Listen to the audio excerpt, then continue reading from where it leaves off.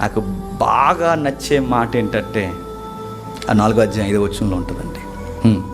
నువ్వు అన్ని విషయముల్లో మితముగా ఉండి శ్రమపడము, సువార్తికుని పని. ఆ మాట నాకు బలనిస్తుందండి.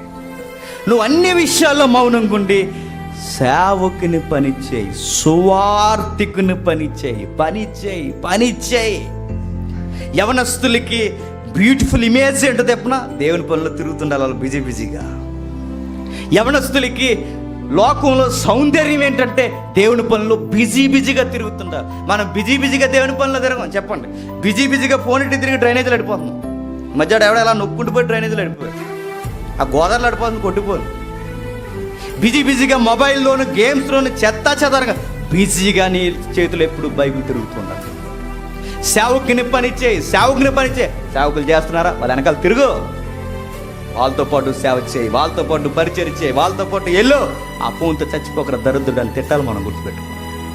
వెళ్ళి వాళ్ళతో తిరుగు. అన్నలు సువార్త చేస్తున్నారు, వాళ్ళతో వెళ్ళు, వాళ్ళతో పాటు పరిచయం చేయి, వాళ్ళతో పాటు కలిసి ఉండు. సేవకుని పని చేయి, సేవకుని పని చేయి. ఇది నీ ట్రైనింగ్. రేపొద్దు నువ్వు అందుకునే బహుమానానికి ఒక రైట్ వే. సేవకుని పని చేయి. ఇంకా నేను చెప్తున్నాను, నేను వెళ్ళిపోతున్నాను. నెక్స్ట్ నువ్వే రావాల్సింది అంటున్నాడు. సేవకుని పని చేయి.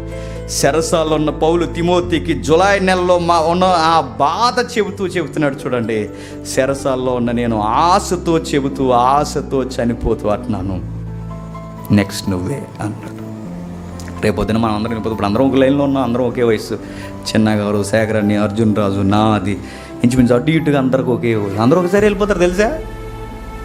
మీకు ఒకరి తర్వాత ఒకరు వెళ్ళి ఎవరు ఏమి లేదు, అందరూ ఒకే ఇయర్స్ 1 by 1 వెళ్ళిపోతారు. వాళ్ళు వెళ్ళిపోయిన తర్వాత నెక్స్ట్ ఎవరు ఇక్కడ? నెక్స్ట్ ఎవరంటే ఎవరు లేరంటే మూసేంటి అంటారు. అలాంటి ఎవరు నెక్స్ట్ ఎవరు? వెళ్ళిపోమని చెప్పండి. ఒక తరం వచ్చేసరికి, ఒక టైం వచ్చేసరికి అందరం వెళ్ళిపోతాం. ఒకరి వెనకాల ఒకరు టక్క వెళ్ళిపోతాం. ఆ పక్కన చిన్నగారు ఉంటుంది, ఆ పక్కన నాది ఉంటుంది, ఆ పక్కన శేఖర్ గారు ఉంటుంది, ఆ తర్వాత అర్జున్ ఏంటంటే ఇలాంటి మాటలు మాట్లాడతారు అనుకోండి. ఎలాంటి మాట ఎప్పుడైనా మాట్లాడాలి. అందరం వెళ్ళిపోయిన తర్వాత నెక్స్ట్ స్టెప్ మీరే. యవనస్తులైన మీరే గుర్తుపెట్టుకోండి. మీరే చేయాలి, మీరే రేగాలి. ఉన్నంత కాలం మీరు వచ్చిన తర్వాత శేఖర్ అనిలా చెప్పాలి, జేమ్స్ అనిలా చెప్పాలి.